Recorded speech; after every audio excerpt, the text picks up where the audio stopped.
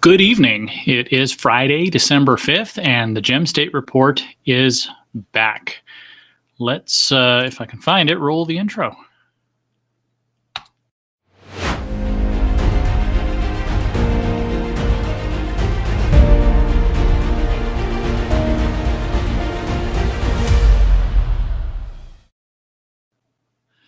That's right. It is the Gem State Report. I started this last year, right before the legislative session, right about this time in 2024. Ran through the session and then took a hiatus for the break. But we are back. My name is Brian Almon, editor of the Gem State Chronicle, which for several years now has been bringing you news and analysis that empowers you to make positive change in Idaho. It empowers you to be a more effective citizen of a republic. That is a theme that I keep coming back to over and over and over again. You know, our founding fathers, when they gave us this system of government, a republic, one in which it's not democracy, it's not mob rule, it's not just the people doing whatever they want. In a democracy, it's pretty chaotic. Things shift very quickly, and perhaps the worst part of a democracy is that the mob can decide for themselves to take from others. We have a constitution that constrains that power. It constrains government. It says that government can only do a certain set of things, and everything else outside of that is reserved to the people.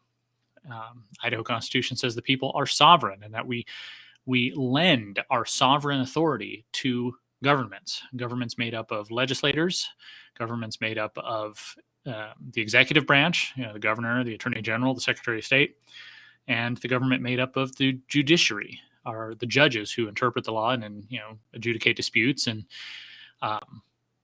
take care of crimes.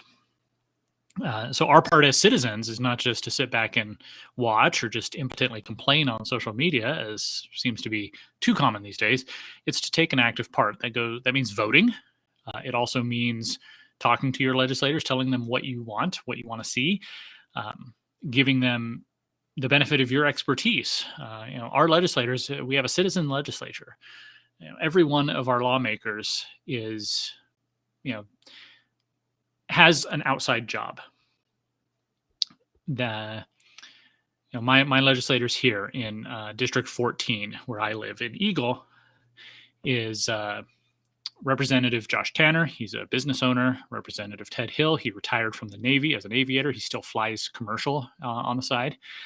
And Senator Scott Grow, who we will be seeing later today, was a CPA. So they have their areas of expertise, but that means they're not masters of everything, which means we as citizens need to lend them our expertise. Because if you're not talking to your legislator, someone is. Lobbyists, special interests, those people can be very persuasive. So you need to be talking to them as well. Anyway, you can read all about that. I've written about that many times. The purpose of the Gem State Report is to go over the news, what's going on, what maybe is not getting as much coverage in other platforms. Also to, promote what I'm doing here at the Gem State Chronicle.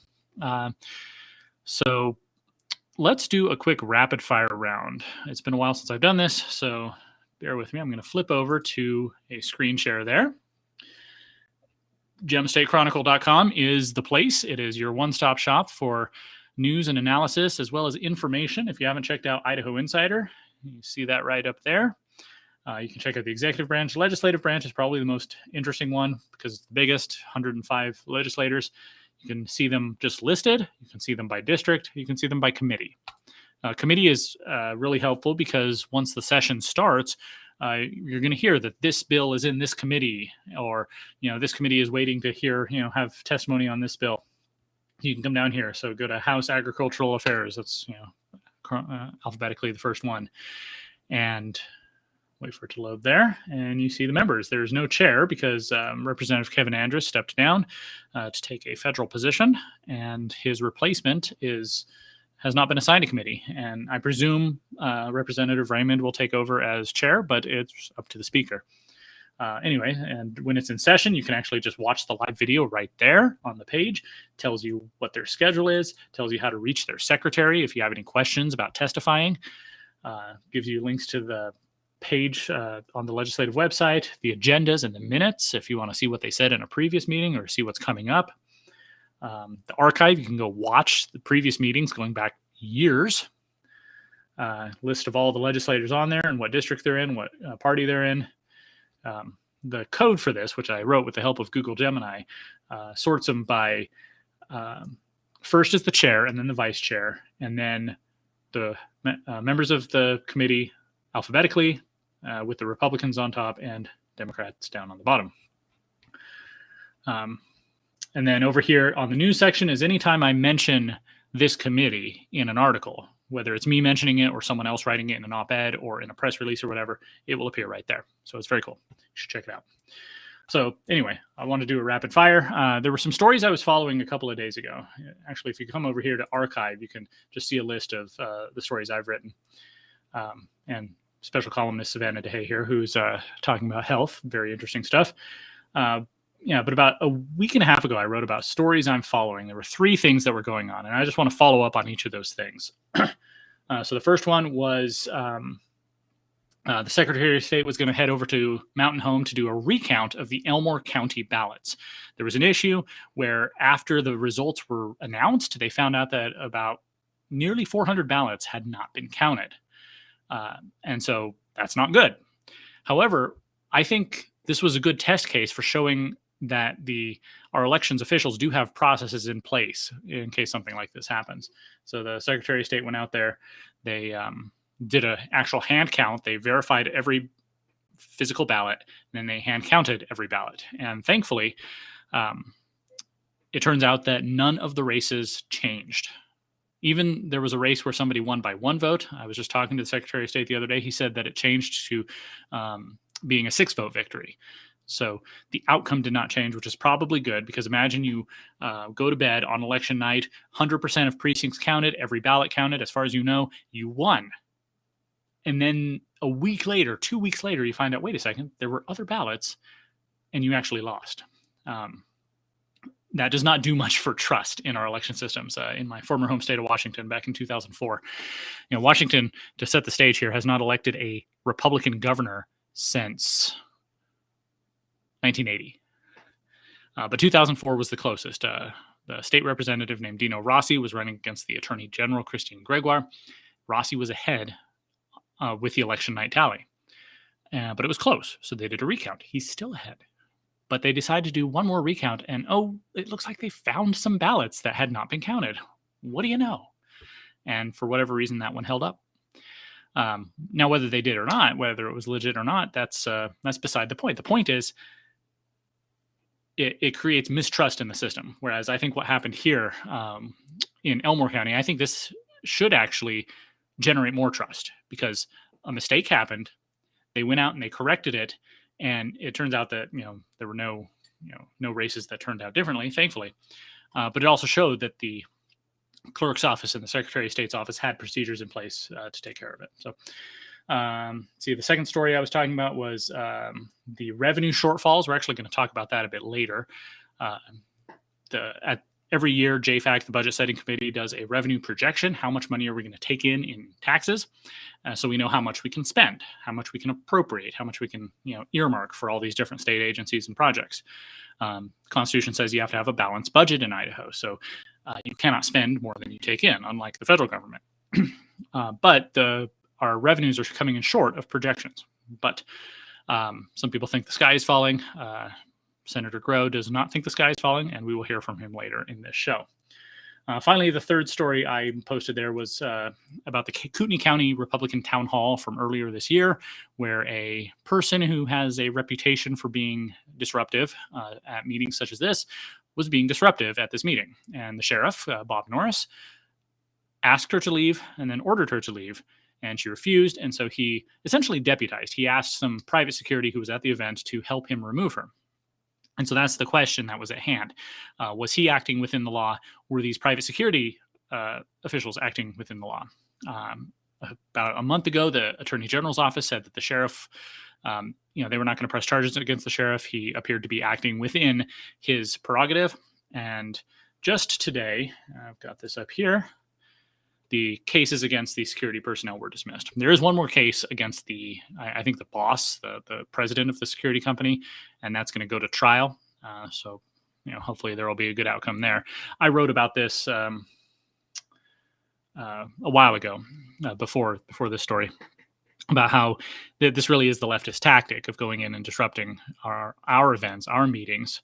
You saw a few months ago, the Democrats were making hay out of the fact that some of our congressional delegation were not hosting regular town hall meetings. Well, that's why, and that's why they wanted them to, because they wanted an opportunity to disrupt it. So thankfully, it appears that the good outcome happened here. So yeah, that's rapid fire there. I am going to have a message from one of our sponsors here, and then we're going to go into an interview with Representative Jeff Ehlers, who was the co-chair, or is the co-chair, of the DOGE task force, where we talk about what that committee is doing and what we can expect in the future. So stay tuned. Lynn Bradescu is a longtime resident of Boise, a Republican district chair, a philanthropist, and a patriot. She's also a realtor by trade. If you're moving to Boise or have any questions about the Boise real estate market, talk to Lynn. She knows Boise. Visit Lynn Bradescu's Keller Williams Realty at lynnbradescu.kw.com. Thank you, Lynn, for supporting the Gem State Chronicle. All right, and let me echo that. Thank you, Lynn, for supporting the Chronicle. All right, give me just a moment here, and I'm going to switch over to an interview I recorded earlier this week with Representative Ehlers.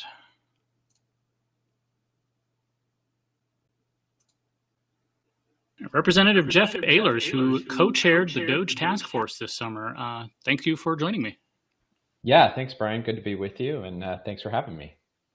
Yeah, so the DOGE task force met numerous times over the summer and into the fall, about once a month. To start, how did you get involved in chairing or co-chairing the task force, and what are your thoughts on how it worked out? Yeah, good question. So, as you know, during the session, there was a bill ran to create the task force, and that didn't make it all the way. So what happened instead was the leadership of both the House and the Senate formed a task force, which they have the authority to do. They have some pretty broad authority on what they want to look at. And so the leadership of both those bodies formulated it, and the Senate and the House got to have a chair. So the speaker asked me to co-chair this, and then selected committee members to be part of the task force. So that's sort of how it got initiated. And then in terms of how it's been going, so we were tasked with three things initially, which was look at agency consolidation, vacancies in full-time employees, and travel. And so we've been taking a look at those things. Probably a big heavy lift has been agency consolidation, but we have done some things around travel and around FTPs, or vacancies in FTPs, which I think we'll do some more, actually. So more things coming. So as we get close to the legislative session starting in just over a month, what can we expect to be the fruit of all that work?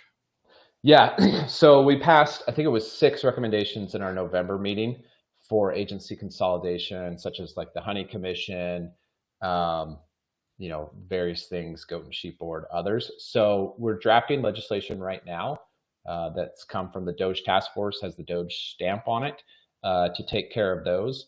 We also did a lot of code cleanup. We looked at probably, there's going to be 100 or so sections of code that we cleaned up that should come forward in this legislative session. And we actually are going to meet again in December in a couple weeks, because we have some unfinished business that we want to do. There may be some more agency consolidations that we're looking at that we're going to try to get in before the next session. And then we want to revisit travel. So one of the things I've been trying to do is have this last beyond just the life of this task force, right? Putting long-lasting policies in place that are valuable even when we're done.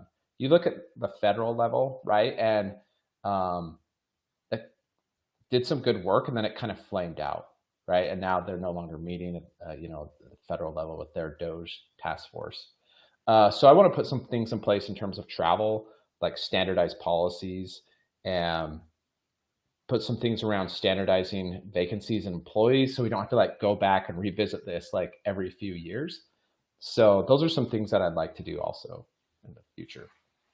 So as far as expectations go, how much, I mean, is there a dollar amount that this is going to save in the long run, or is it going to shrink government a certain amount? Or right now, is it just about going after the low hanging fruit and getting efficiencies wherever possible? Yeah, right now, this first go round has been a lot of efficiencies. So, and I've been saying this for a while, this is going to be a multi-year effort. So we've got some things coming in this legislative session, but I anticipate after the session next year, next summer, doing some more of this work. So we have things on our list, and I've talked to some of the task force members and, other of my colleagues in the House and senators.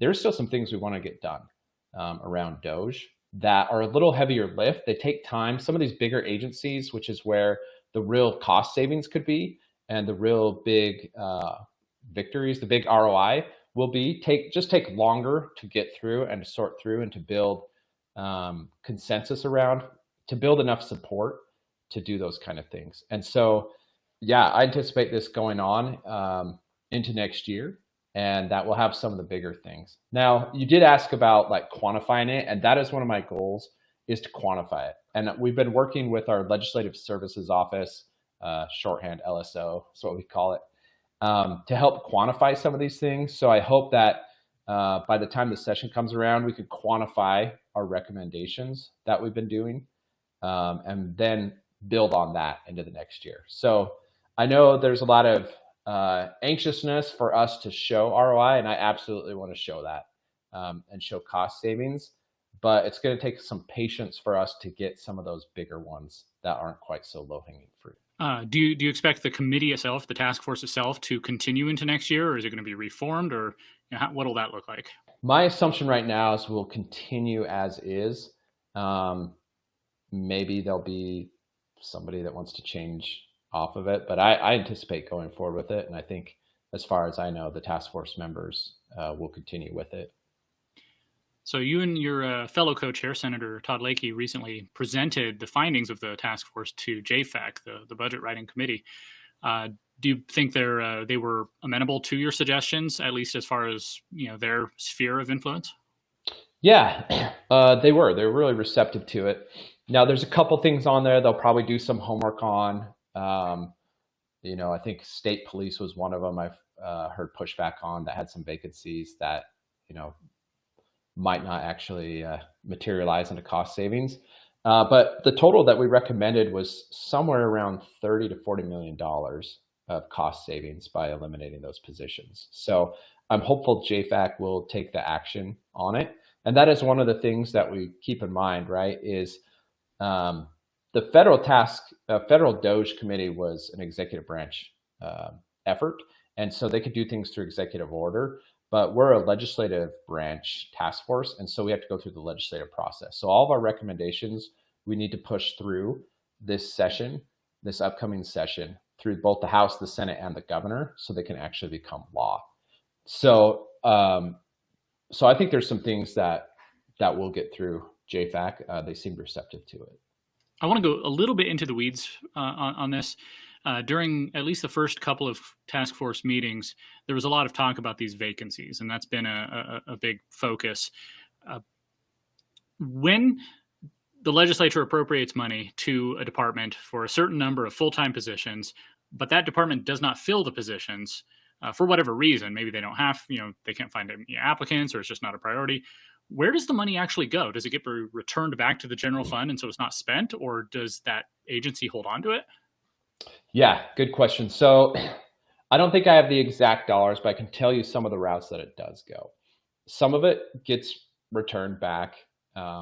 It's unspent funds, so it gets returned. Others gets, what's the right term? It's kind of like a transfer. I can't remember the technical term, where it goes out of personnel and it goes into like operating, which that's a little bit of a concern for me and for several of my colleagues. One, if it's personnel costs, right, they get the change in employee compensation, the pay raise essentially, and the benefits for that position.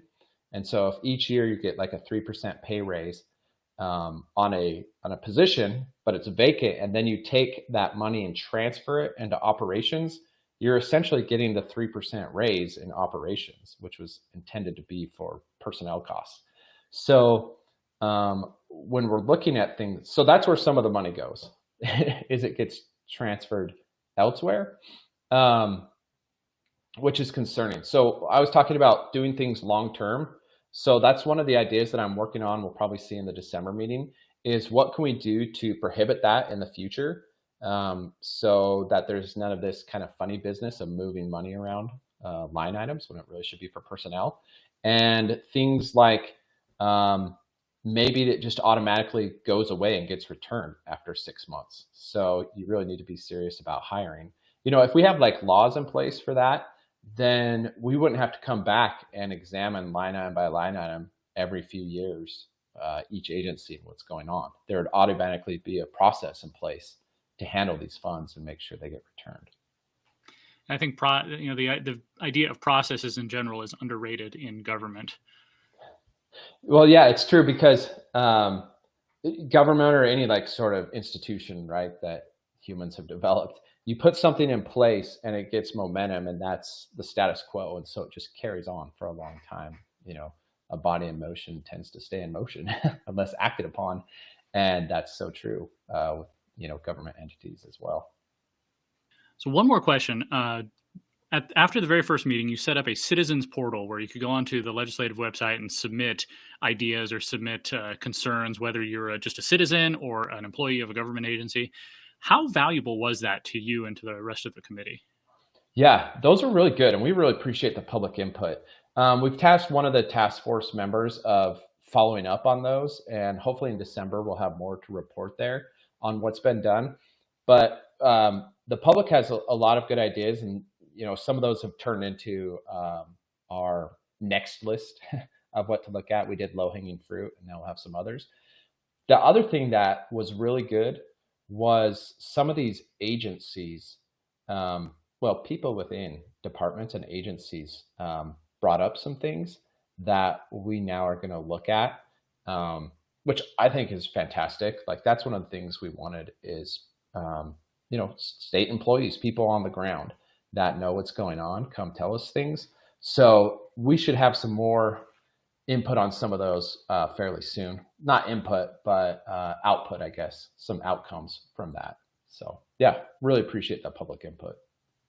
Well, I appreciate your time that you've put toward this, and also, of course, your time to share what you've been doing. Anything else you want to share about what to expect or what's been going on? Yeah, I just want to mention one other thing that you'll probably see in our December meeting is the Medicaid expansion issue. So we looked at that in one of our earlier meetings in the fall, and I think we'll bring that back up again in December. You look at the state budget and you look at how big of a proportion that is, and that's, I think, a really important place for us to look. So stay tuned for I think you'll see some recommendations come forward out of our December meeting around Medicaid expansion.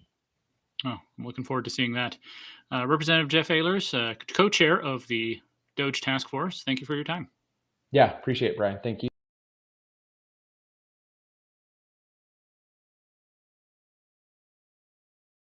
And there's the microphone.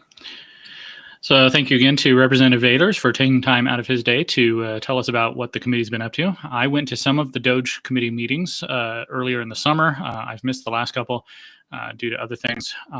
But in the very first one, I actually got up and gave public testimony saying, I know a lot of people are expecting that this is going to come away with abolishing all government, basically just cutting everything.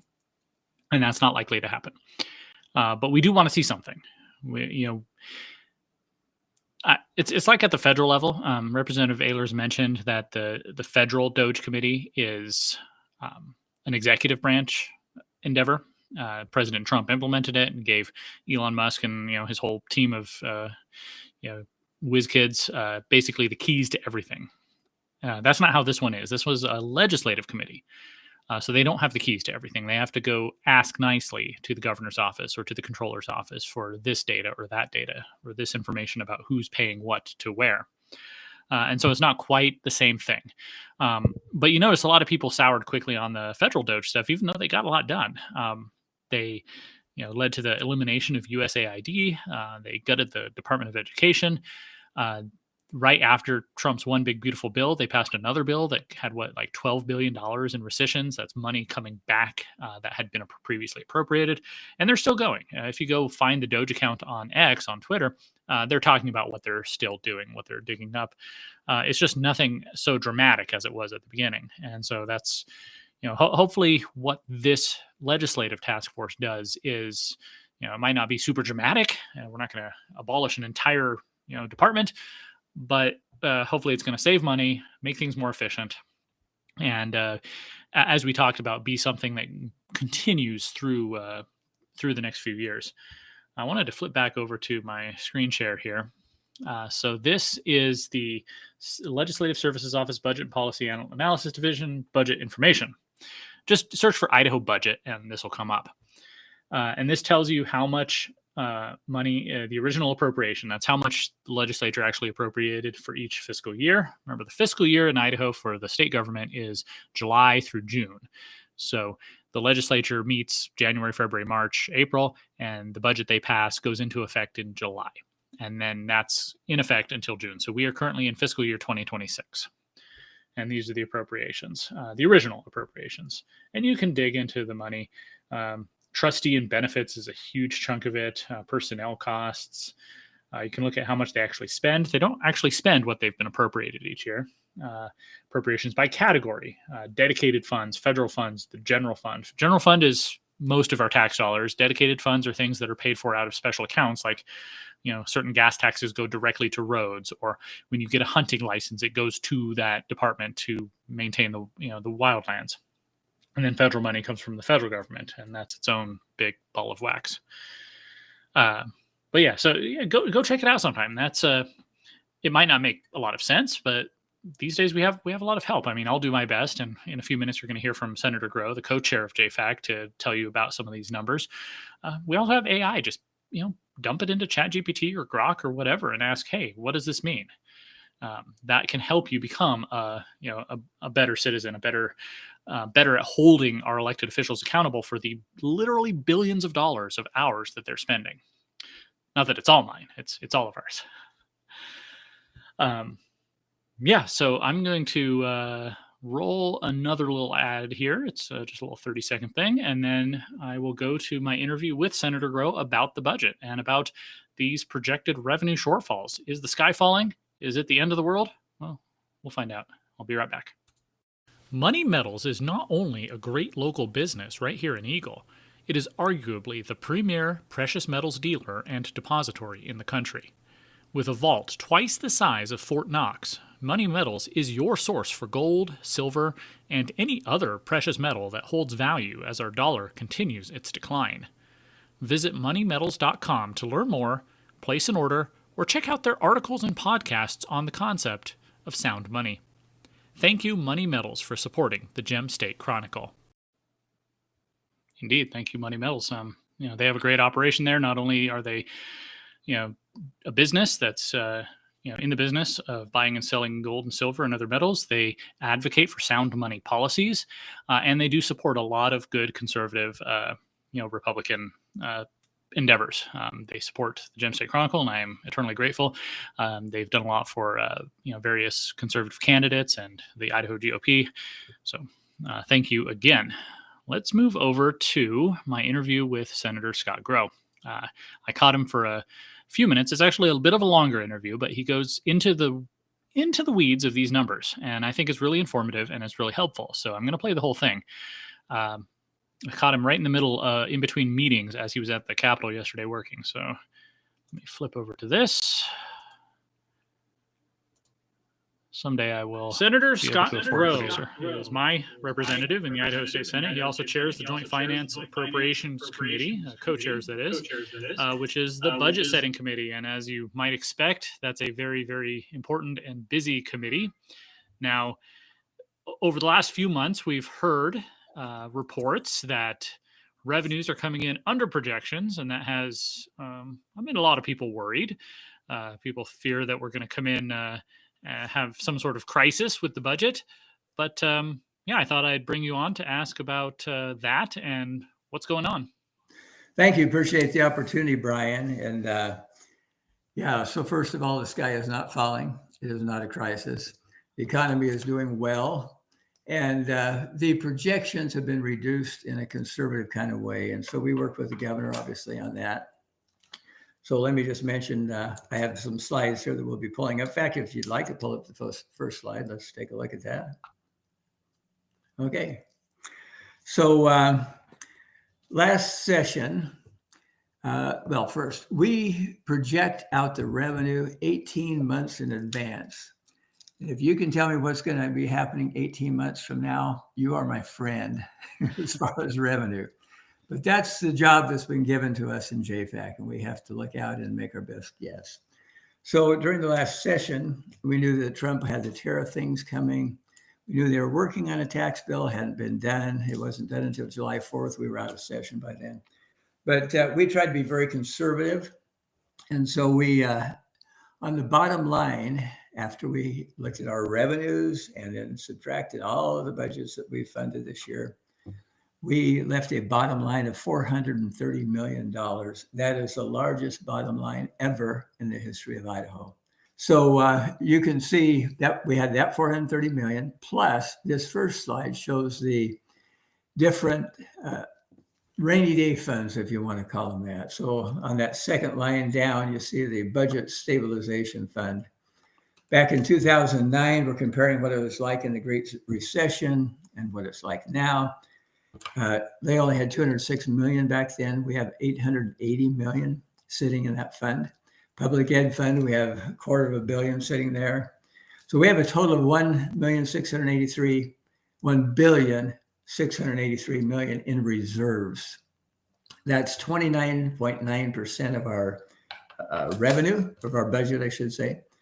That's considerably higher than it was when they went into the Great Recession back in 2008, 9, 10, 11.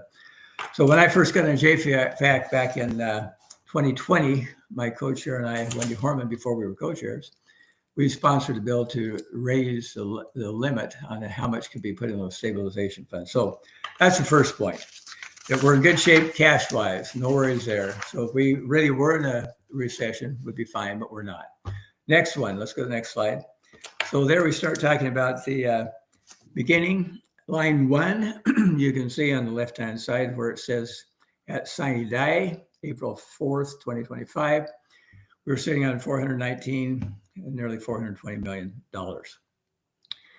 As of November, there were different expenses that came into play. It said our revenues were reduced. And so you see it's November, it's only 313 million. As you follow down that page, every number on here is important, but let me just hit a couple of them. Let's go to line 7. And the projected revenue for 26, which is the year we're in and doesn't end until June 30 of 26, because we are in a fiscal year. So at Sine Die, the revenue number that had been projected through the governor's folks was about 5.9 billion. And now they're projecting 5.4 billion. So you follow that on down, and let's look at line 14. That's the governor's 3% holdback that you've heard about.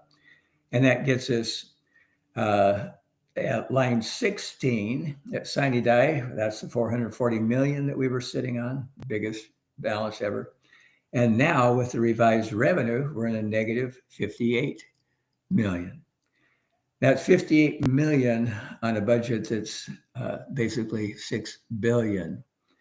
So that's a big change, but we'll see how the revenues come for the next few months.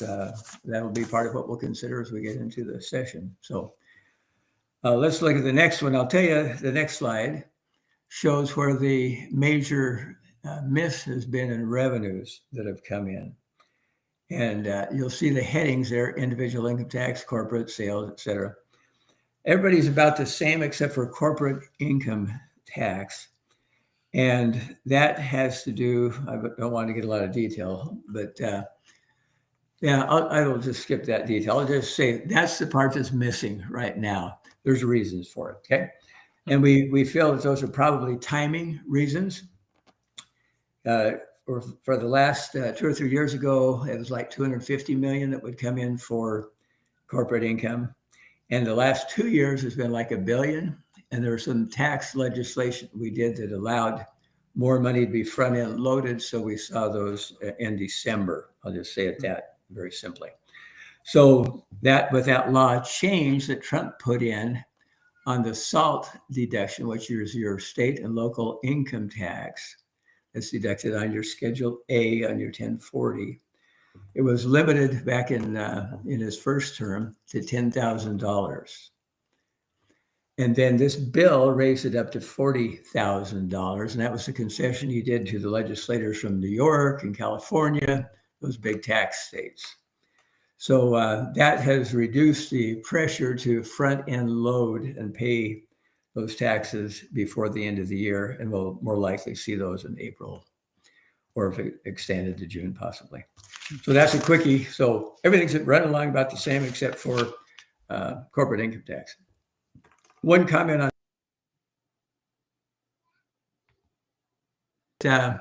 over these last few years, we have reduction big time. And so I've been adding like 100 million a year from the state sales tax to reduce property taxes. We've been doing that for 3 years now. And so we're seeing a reduction in the 100% of sales tax that are collected by the state down to about 55% is all the state gets to keep, because we are giving so much out in tax relief to the cities, the counties, and to the property tax folks. So let's go to the next slide. I'll just comment briefly. We've got the One Big Beautiful Bill Act, and you've heard a lot about that. You look down the left-hand side, you see the heading tax conformity. Idaho has a very simple method of starting the taxable income for folks with the federal adjusted gross income. And so these are deductions that they have proposed for the federal people. Standard deduction is increasing, bonus deduction for seniors. Let me just mention on the bonus deduction for seniors, that was Trump's attempt to minimize the tax impact from Social Security tax that people receive. But in Idaho, we don't pay state income tax on the Social Security benefits we receive. So that is an addition. That would be a double dipping. You'd not only pay tax for it, but you'd also get a $12,000 deduct. So there's a lot of questions there down that list on the left-hand side. The biggest one is research and experimentation, and that's the corporate kind of thing. So we will, in the tax session, the two tax committees will be talking a lot on what do we agree to put into the state law, how much do we conform with the federal law. And, typically we conform on most things, but there's a whole list there to choose from that we will be talking about. Then you can see there's an effect on Medicaid and on SNAP on the right-hand side and on the hospitals. At the bottom of the hospital thing, we've been working on, there's a $500 million grant that Trump put in at the last minute to help rural states and their hospitals. So the state of Idaho has made an application for that $500 million. So any questions on any of those, Brian, that you want, before we go to the actual, how do we figure out the budget stuff? Do you expect the tax committees to conform to everything in the One Big Beautiful Bill, or do you expect to see some debate about maybe leaving some things out? I think there's going to be a lot of debate, because some of these, one of the biggest questions is on that research and experimentation is on the federal side. They're allowing corporations to go back, they're back to 2022, 23, 24, and recover, get a deduction or write-off back then. Whereas the federal law during those periods did not allow that deduction. It was capitalized and depreciated, if you think about it that way.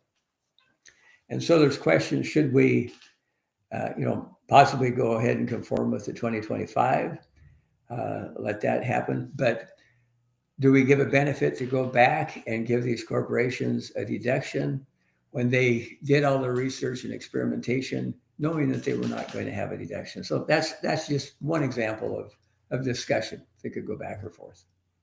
So yeah, there'll be all kinds of talk on that, that whole list. There's actually 39 items. You're just seeing some of the major ones right there. Goodness.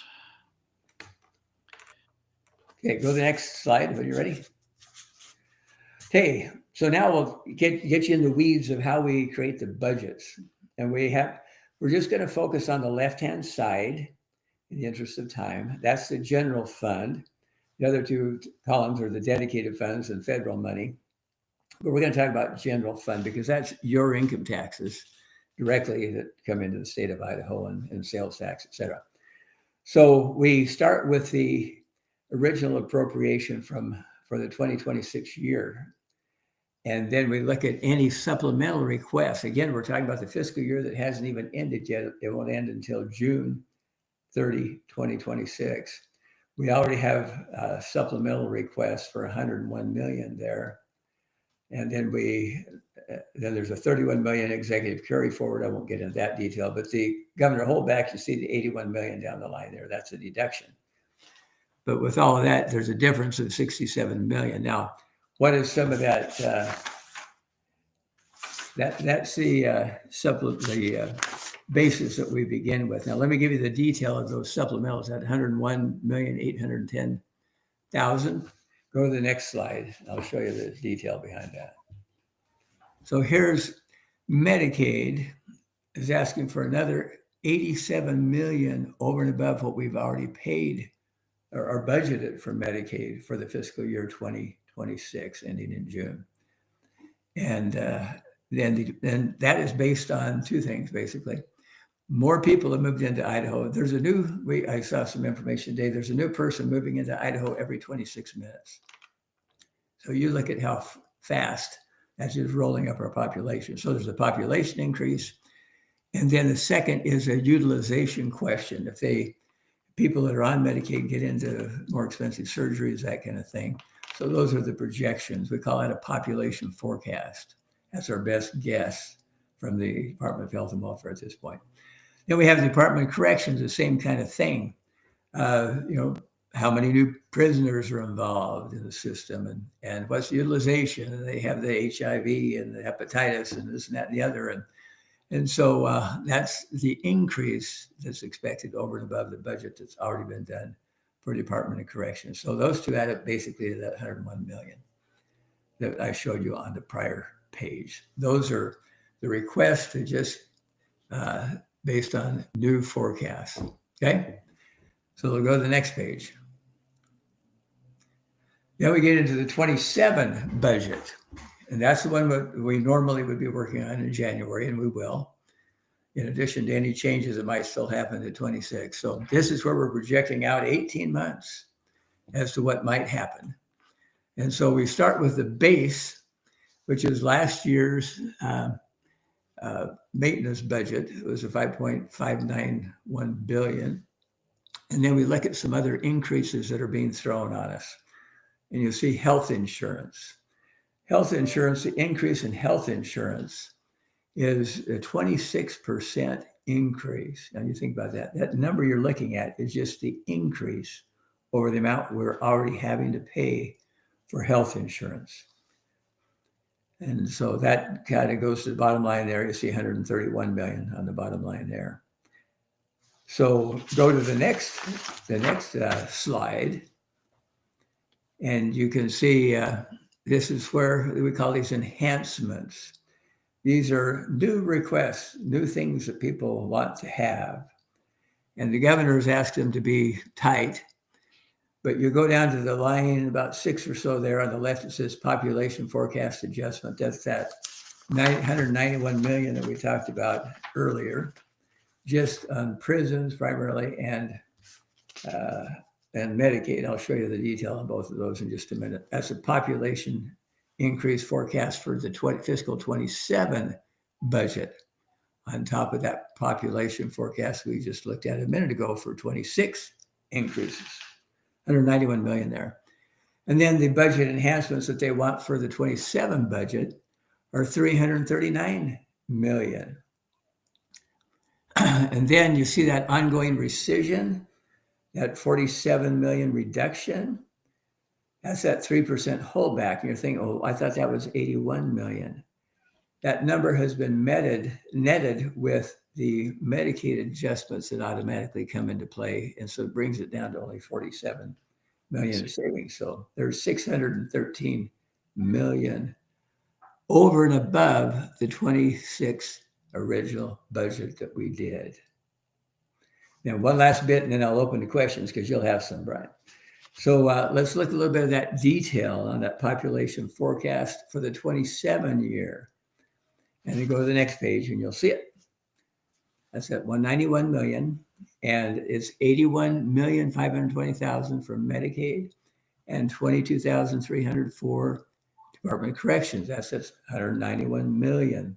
That's the forecast adjustment. Again, more people, higher utilization in Medicaid that we're forecasting. We're looking out 18 months here.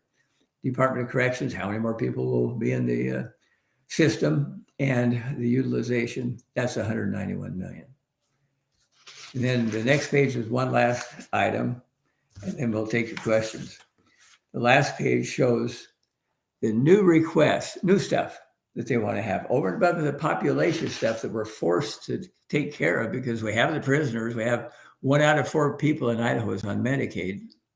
And so all of that are things that legally we have to take care of. Now, these are new items that they want to have.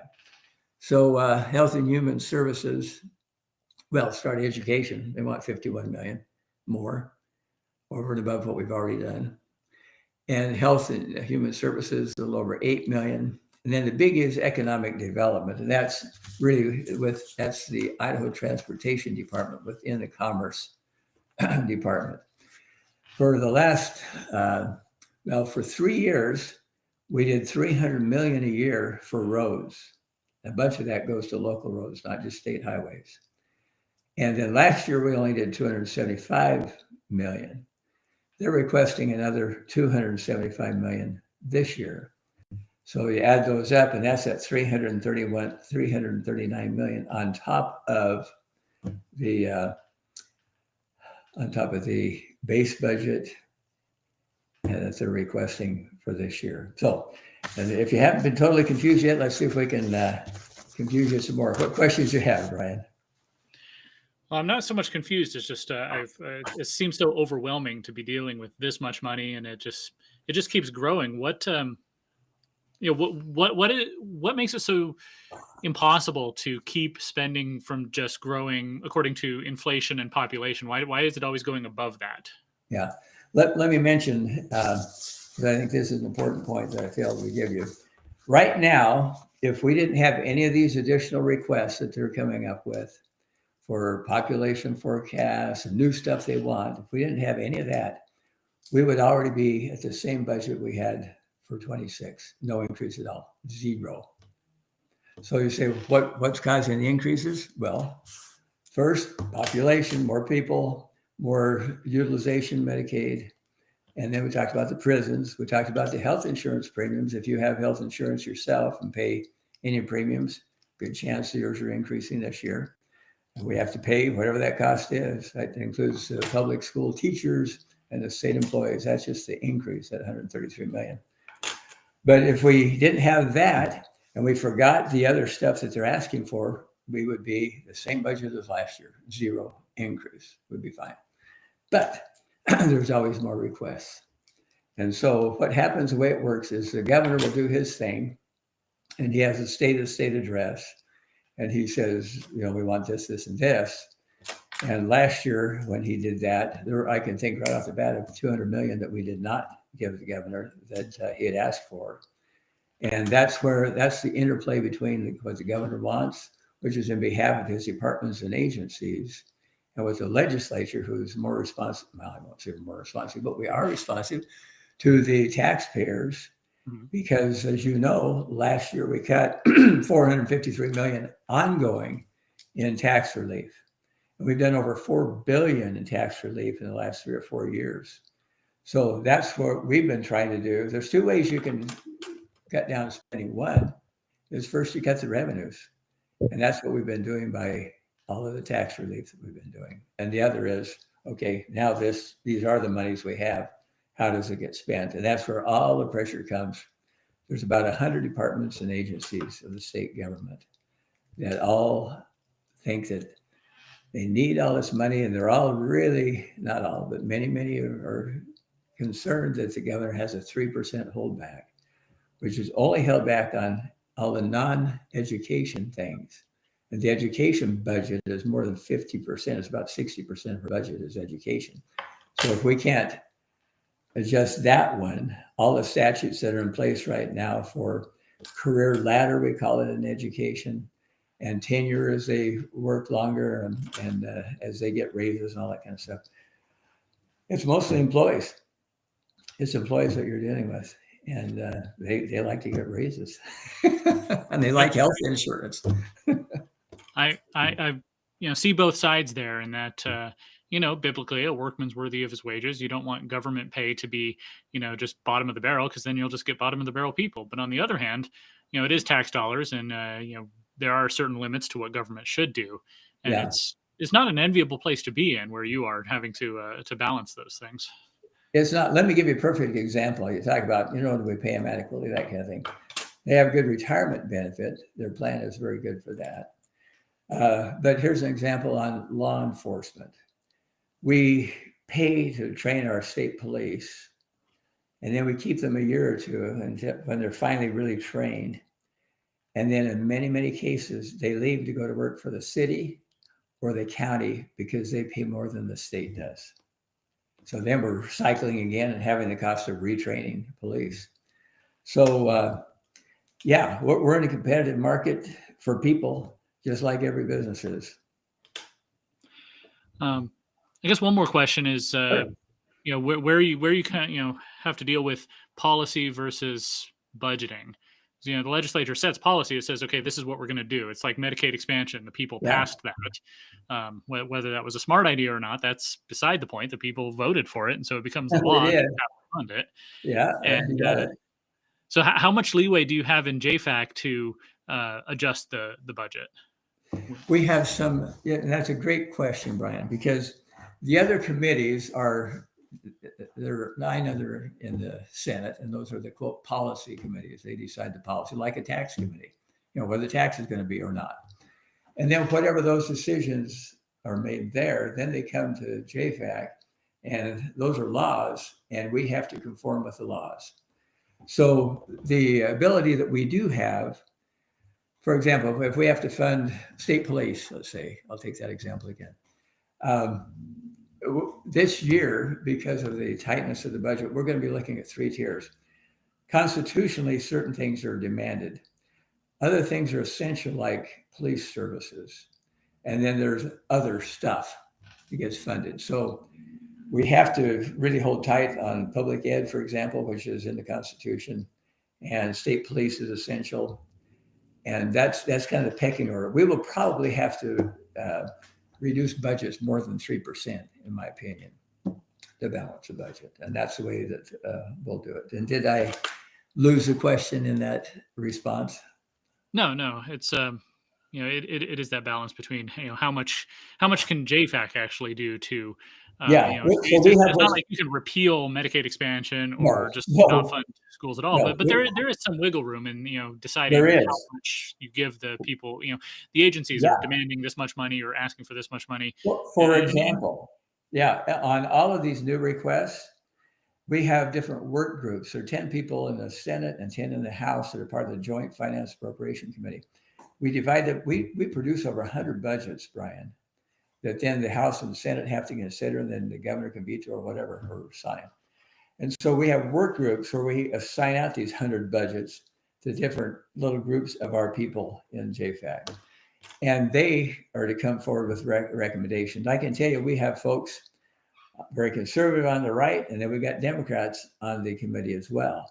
And so for those folks that ever get to some kind of consensus in a little work group, it's the first problem.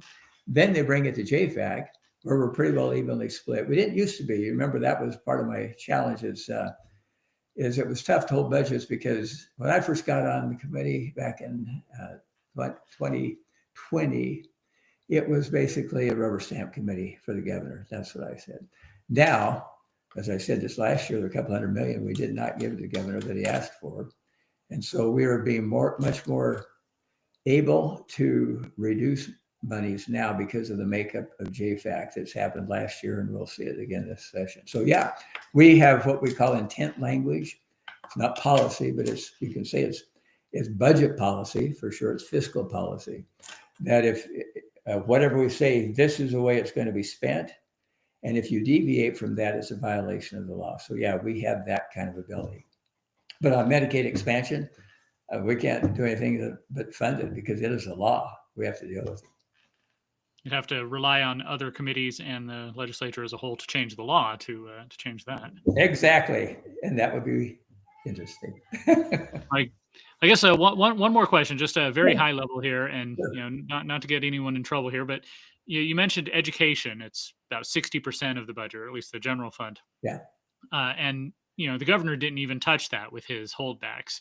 And it seems like there's nobody wants to go near any of that. The way that the media spins things, the way the perception among voters is that we must continue funding education. The Democrats keep saying it's underfunded, even though it's the biggest line item on our budget.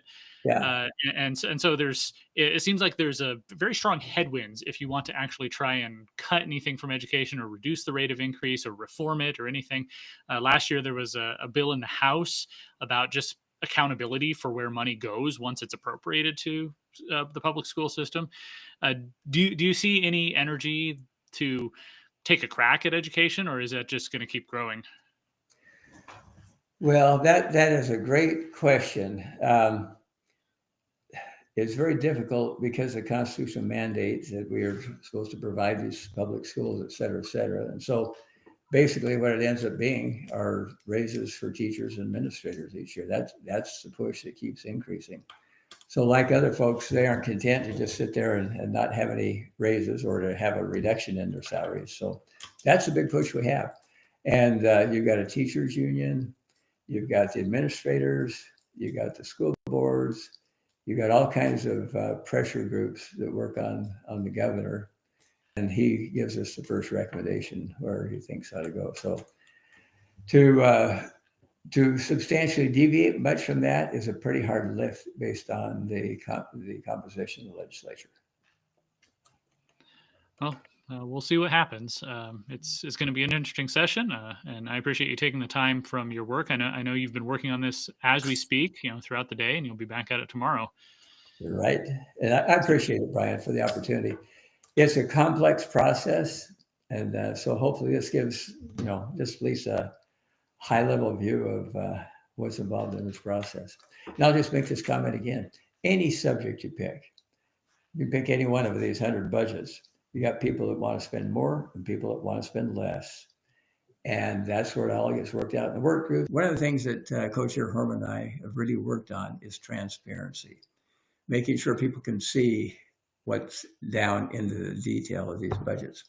When I came on back in 2020 or 2019, whatever it was, and I said, well, what's in the base? That something just keeps going from year to year. And they couldn't really tell me. We have something that we just did this year called the Base Budget Builder.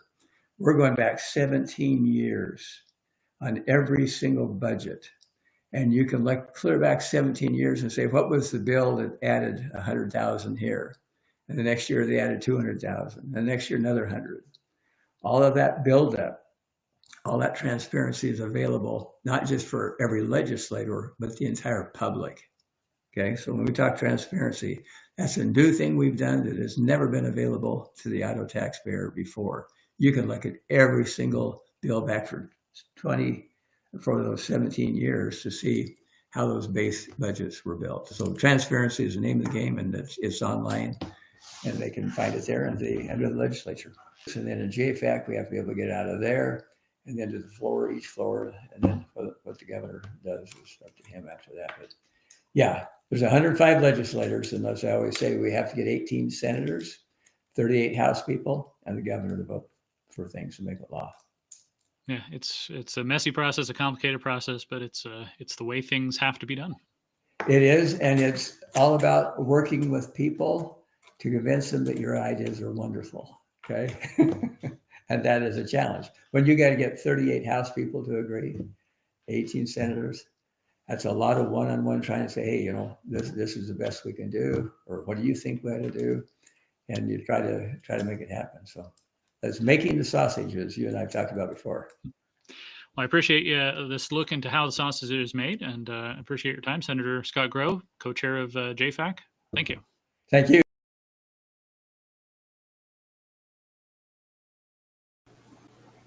All right.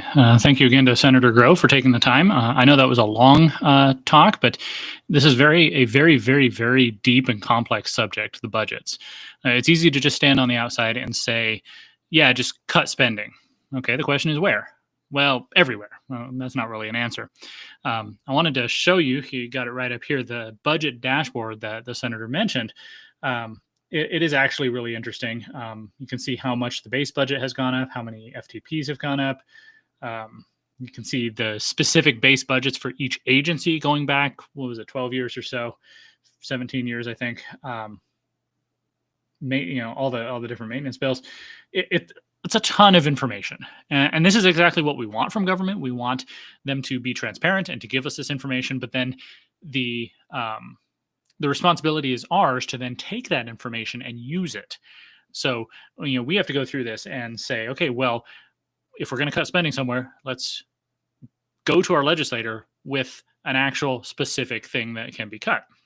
You can look at how, I've got a spreadsheet where I took actually some of this info off the website, and I've got it in a spreadsheet. I'm working on it. It's been sitting in the background for about 2 weeks.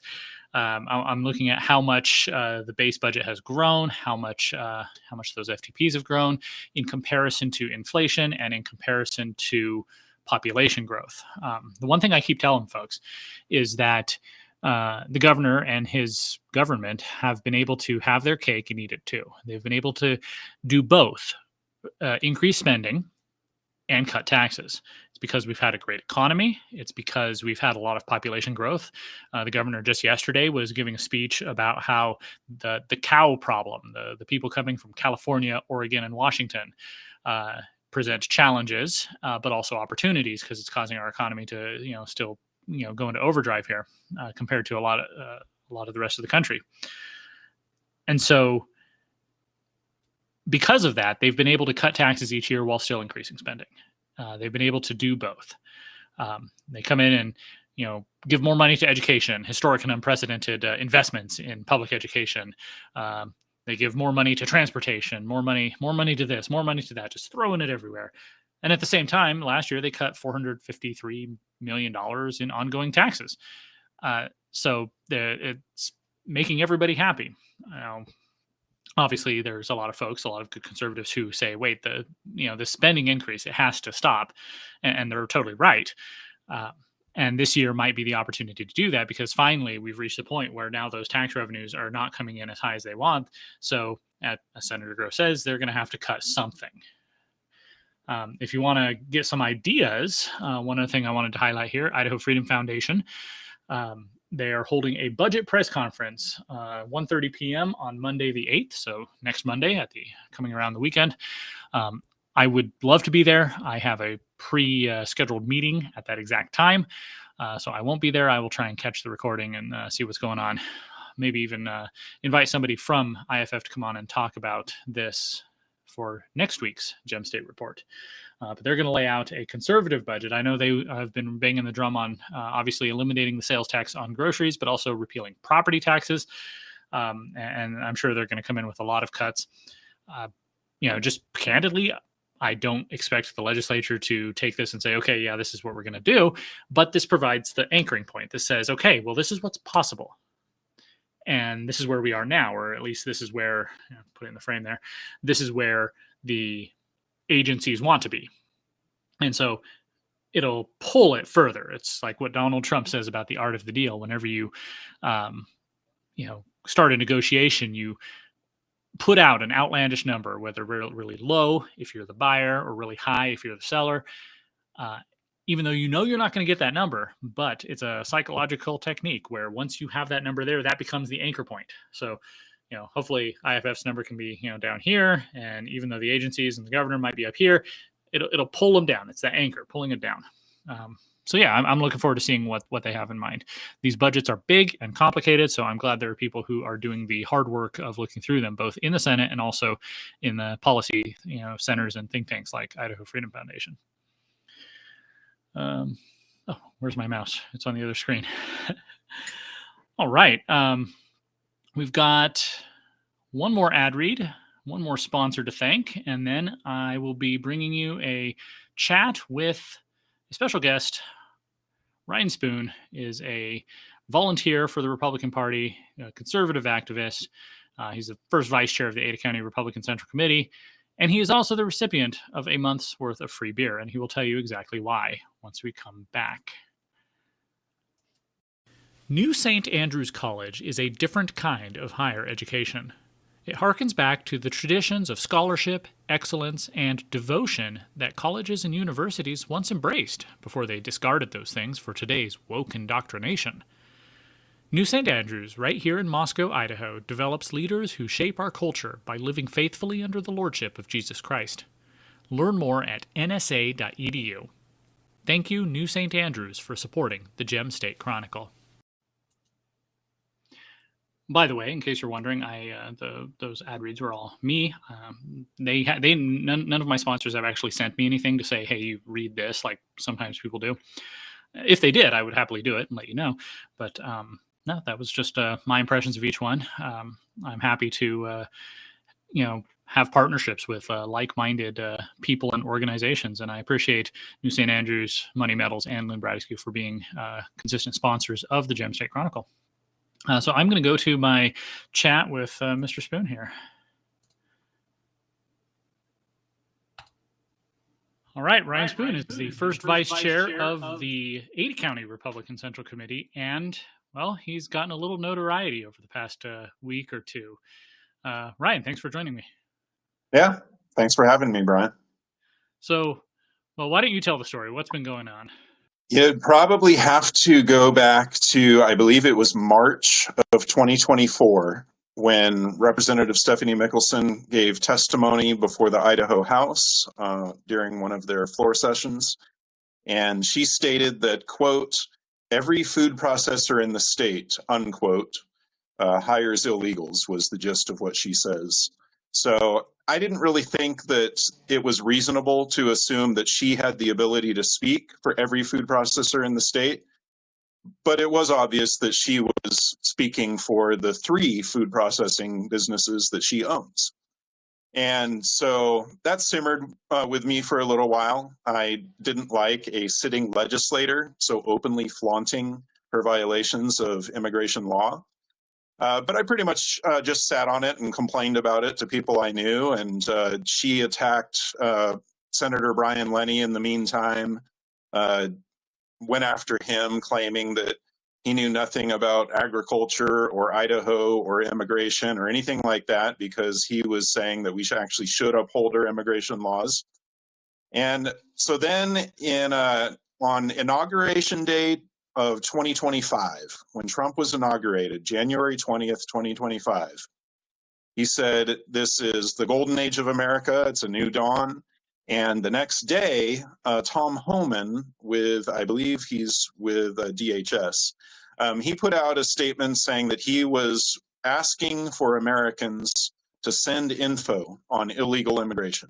And so I did that. I sent in that information that she had posted, or that she had stated before a public session of the Idaho legislature, basically a public confession of her violations of immigration law. And I sent that in. I tried to call the ICE tip line first, and they were way backed up, probably a lot of people responding to Mr. Homan's request. And so I went to their online tip form and sent the information, what she had said.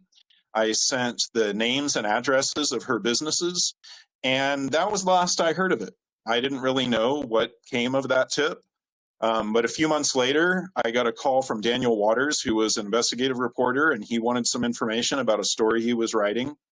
And in March of 2025, so March of this year, he published a story with all the filling in the blanks, all the info that I didn't know.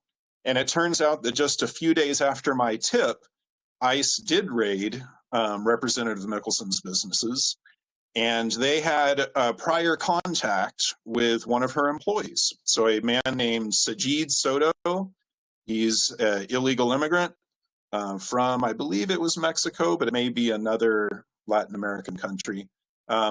Not supposed to be in the US, but more importantly, he had an arrest in 2021 for domestic battery and drug possession. He was choking his wife in front of his young daughter. He was arrested for domestic abuse, and as part of that arrest, they found meth in his wallet. So, wife beater, drug abuser, bad guy, not the noble, hardworking immigrant that the left tries to characterize. But even if he had been, he was in our country illegally. He should not have been here. He should have been deported under the Biden administration. They didn't do their job, but thank God we finally have a president with balls who respects the rule of law and is upholding these immigration laws. So ICE arrested him as at least by January 27th, public records showed that he had been transferred to the Southern Detention Center in Las Vegas and was shipped out of the country shortly after that. And if he comes back in, a rearrest will be a felony this time. So for violations of entering the country illegally, the first time is a misdemeanor, second time is a felony. And I don't know, maybe we can send him to CCOT or Alligator Alcatraz or something like that next time. I recall that the bill that Representative Mickelson actually, gave that statement on was debating against a bill that would make illegal entry a state-level crime, basically to give police a one more tool in the ability, and this was during the Biden administration, one more way to handle people who come in here without authorization. Yeah, it seems rather apparent why she didn't want that bill to pass. Now, that was almost a year ago now. So, we're coming up on January of 2025, or 2026, that is, just a month from now. But this has been back in the news again. What happened this past week?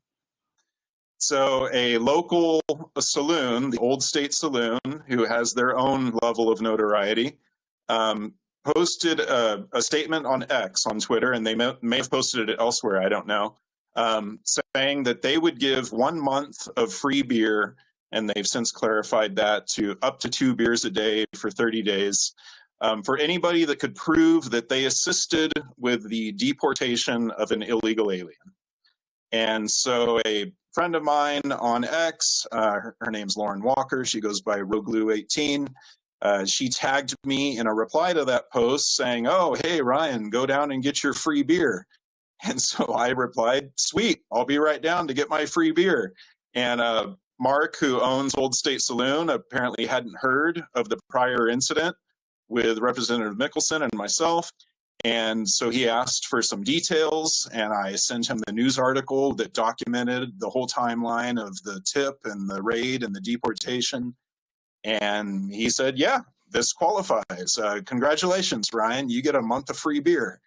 And I think it was later that day, I went down to the Old State Saloon, just a couple miles from my house, and got one of my free beers. And Mark and I had a little chat and toasted to our free beer. And he made a reel or a TikTok video and posted it all over all the social media platforms.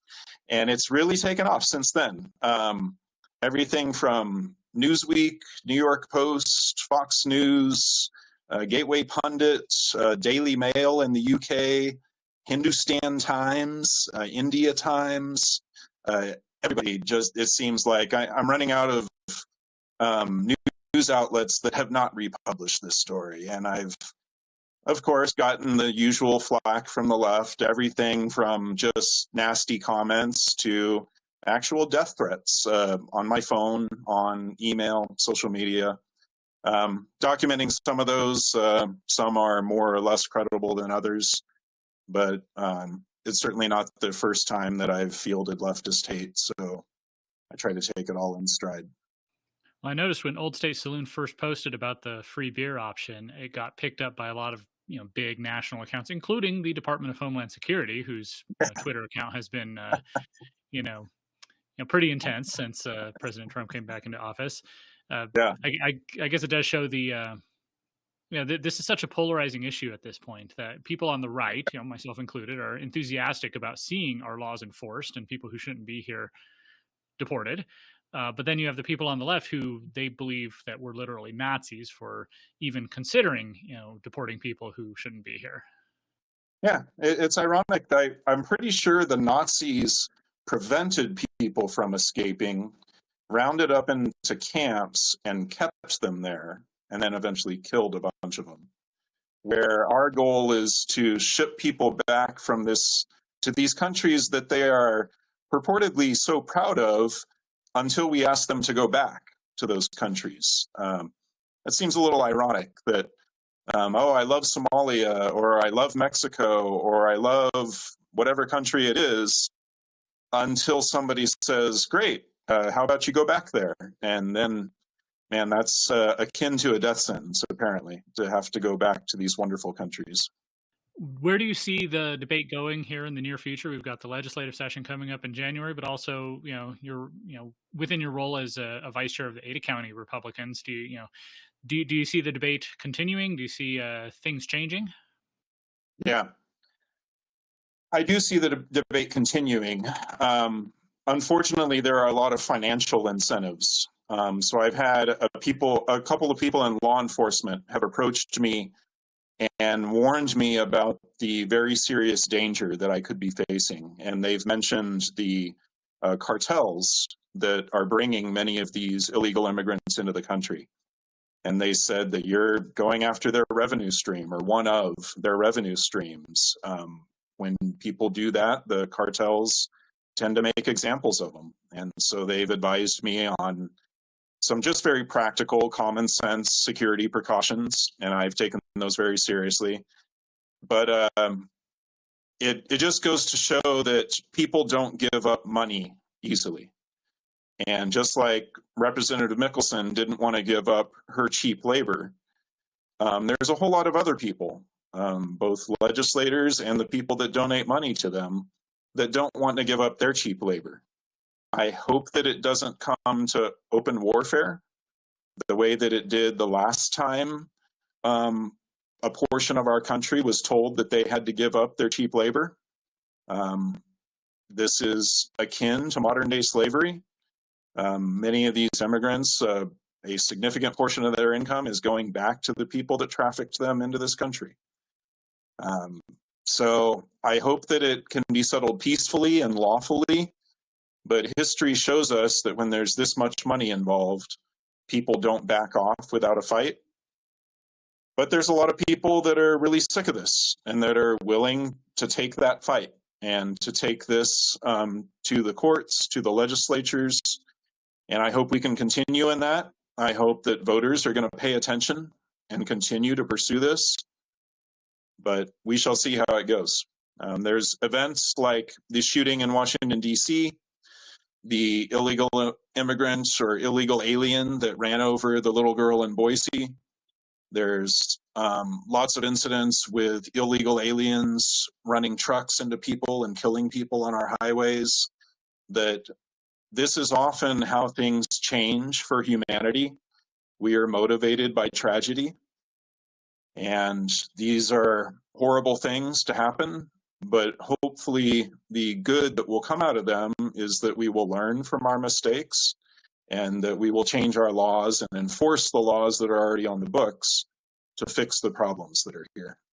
I take it that vacation plans to Mexico are not on the table then? No. Kidnapping would be the least of my concerns with those types of plans. It's a reminder that, we do sometimes, have fun with this, especially on social media, but there are, very serious issues and, as you said, tragedies that underlie a lot of this as well. Yes, absolutely. Yeah. All right. Ryan Spoon, first vice chair of Ada County Republicans and the recipient of 30 days of free beer. Thank you. Thanks.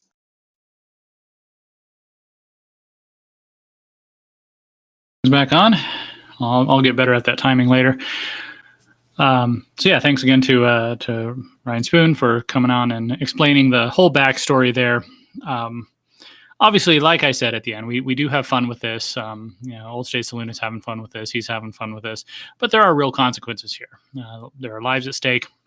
There's the future of our country that's at stake. And this is a real debate. You have people like Representative Mickelson who believe that the proper way forward is to make it easier for companies to hire foreign workers, and that if they are here illegally, well, that's a problem with the law, and we need to fix the law so that they can be legal. Because, with a stroke of a pen, you give them amnesty, and then, well, there's no problem anymore. And she's trying to make it about a racial issue. It's really not a racial issue. It's a rule of law issue. You don't.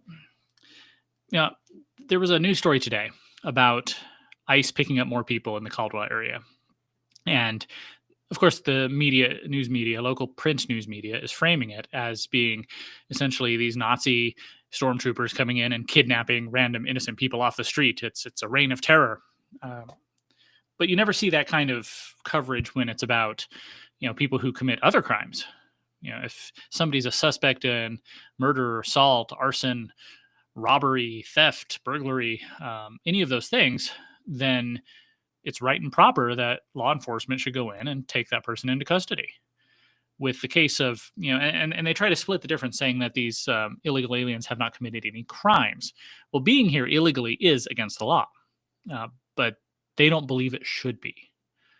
The people in these media outlets, Democrat politicians, some Republican politicians, they don't think it should be against the law, and so they think they're doing a good thing by fighting against ICE and President Trump.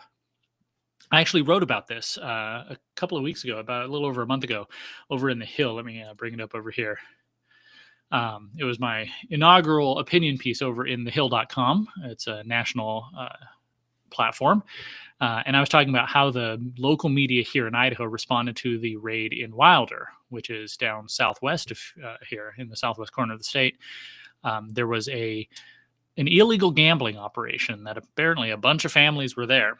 And it was a constant thing. And the FBI had been building this case for illegal gambling and people who were involved in that. And when they went in to arrest the perpetrators, the people behind that scheme, they brought along ICE, who apparently took into custody around 100 people who were potentially here illegally. And of course, the media portrays this as, this is awful. This is the Nazis coming in and going after innocent people.